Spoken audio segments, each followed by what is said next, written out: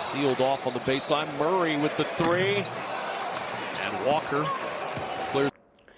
This is Nebraska forward Derrick Walker. Out his 8th rebound. Big man run on the floor. Dish in the corner. Lawrence open. Lawrence gets the roll. Derrick Walker is a 6'9" forward from the University of Nebraska, and I had the chance to catch up with him at the Portsmouth Invitational.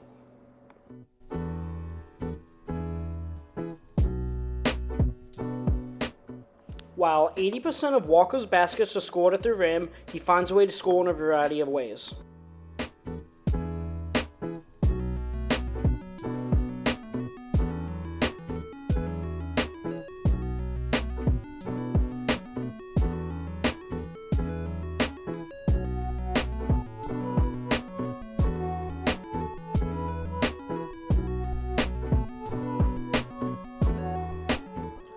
Walker was in the 95th percentile in using ISOs according to Synergy, and the 84th percentile in points per possession in ISOs.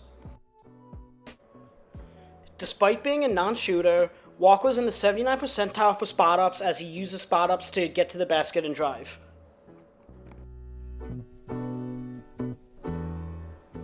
Walker was also in the 78th percentile as a pick-and-roll rollman his senior year, and the 93rd percentile as a pick-and-roll rollman his junior year. Despite standing at just 6'9", Walker also relies heavily on his postgame. Here he is on former All-American and former Michigan big man Hunter Dickinson.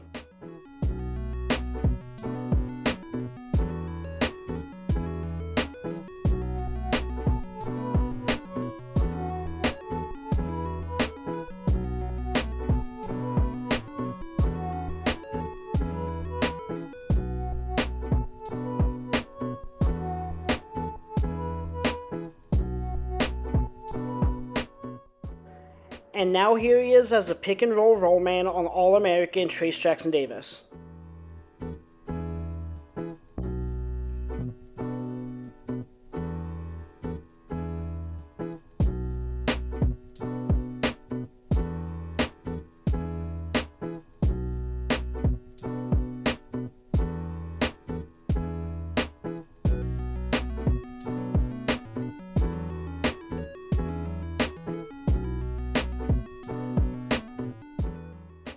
Finally, here's a few plays of the undersized Walker against 7'5" National Player of the Year, Zach Edey.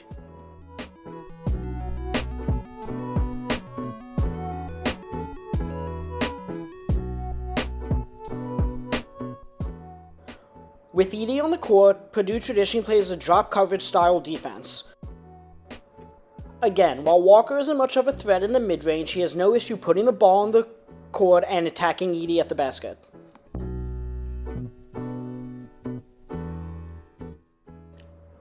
While Walker weighs 251 pounds, Edey weighed in at the NBA Combine at 306 pounds, and Walker continuously finds a way to outmuscle him in the post.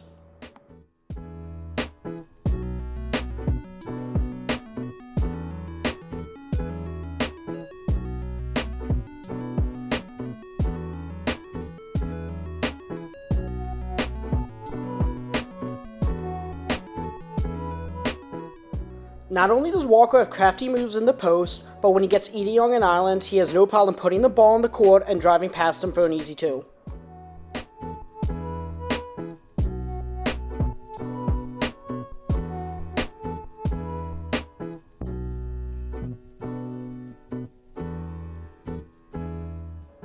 Walker was also in the 91st percentile on hook shots, as you see here in a game against Maryland.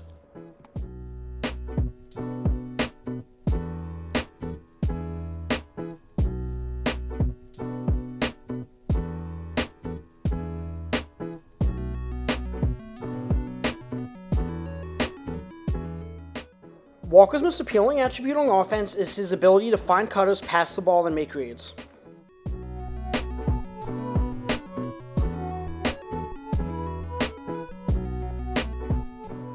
After getting the opportunity to know Derrick, he informed me he wanted to have a similar role to an NBA team as the Golden State Warriors' Draymond Green. Derrick resembles Draymond in the aspect of being a power forward who can make the right reads and make high-level passes. While Derrick is working on expanding his game to include a three-point jumper, he still generates a ton of three-point shooting with his ability to make those reads and high-level passes.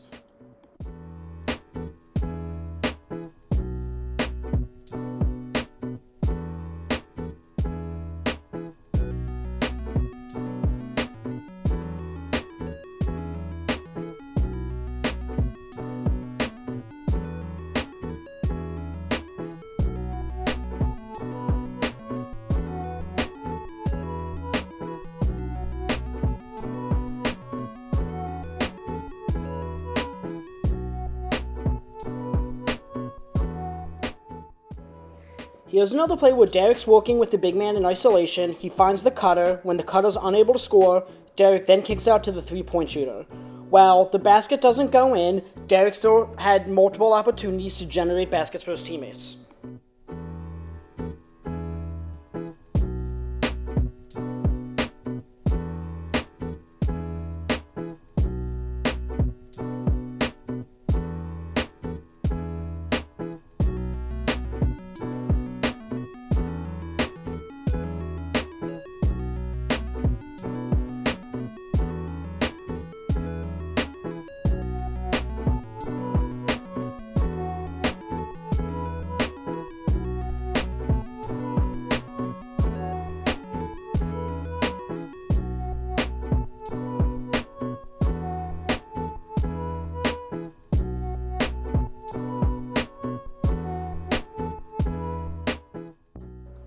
Derrick Walker is also a very crafty passer out of the pick and roll, as demonstrated by these next few clips.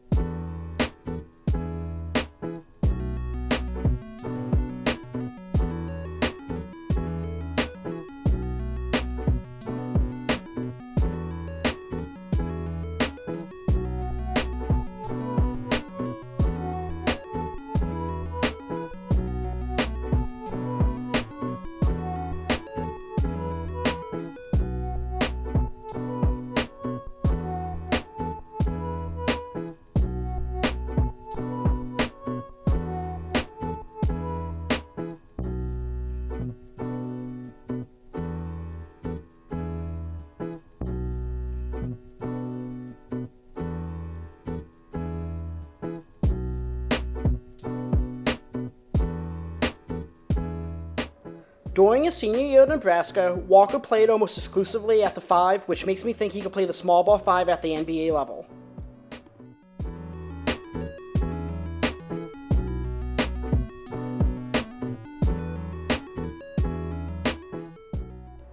Here, Walker starts defensively on Hunter Dickinson. He then switches on to point guard Doug McDaniel and still finds a way to force a jump ball by getting the defensive rebound. Walker also uses his sturdy frame here against Michigan's Hunter Dickinson and follow-up clips against 7'5" All-American and National Player of the Year Purdue's Zach Edey, forcing tough misses. While the next 10 clips or so are Walker covering the 7'5" Edey almost exclusively, he does need assistance with the double team on a couple possessions, but it's impressive how Walker takes Edey in the post and isn't moved off of his spot.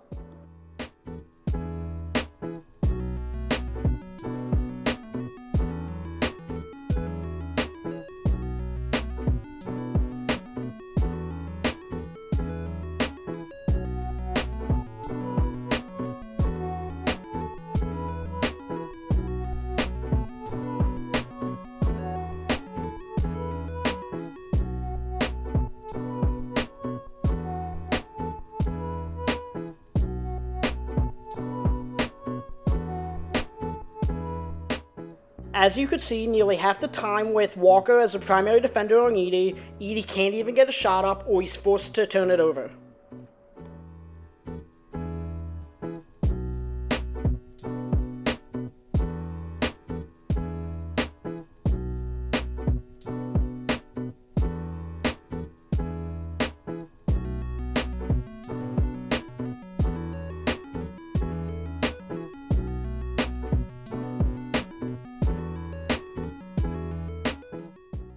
As a big man in the Big Ten, Walker played very difficult competition, and here he is making life difficult on guys such as Hunter Dickinson and, again, Indiana's Trace Jackson Davis.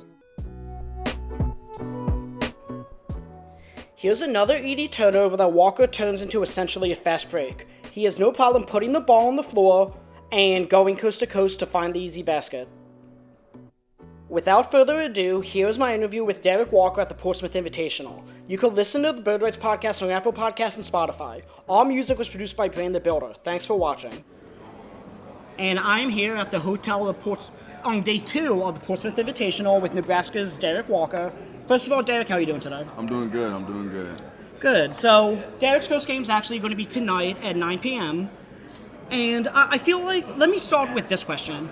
What do you want to prove or show NBA teams you're capable of? I mean, we know you're 6'9", so you're a big man, but you know you have a good handle. Yes, sir. You're a good passer for a big man. So, obviously we know those are your skills. Right. And everyone who watched the scouting video before this interview we demonstrated that.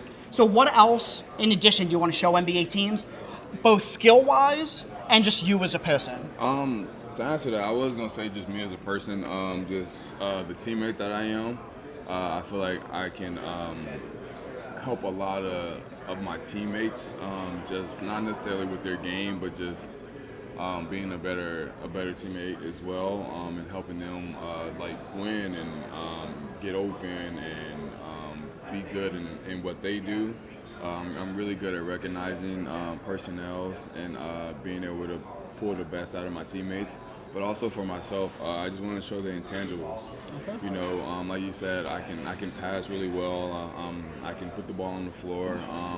You know, one thing that has been asked about me is if I can shoot it. I want to shoot a couple of jump shots while I'm here, but you know, it's not my main focus. My main focus is just playing hard.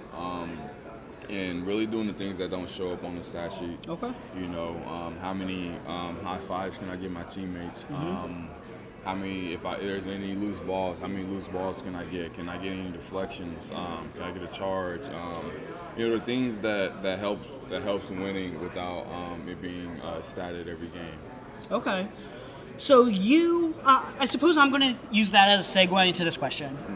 What position do you see yourself playing at the NBA level? Because obviously you're 6'9", and again, you kind of have guard skills in a sense, with your passing, as you said, ability to make reads.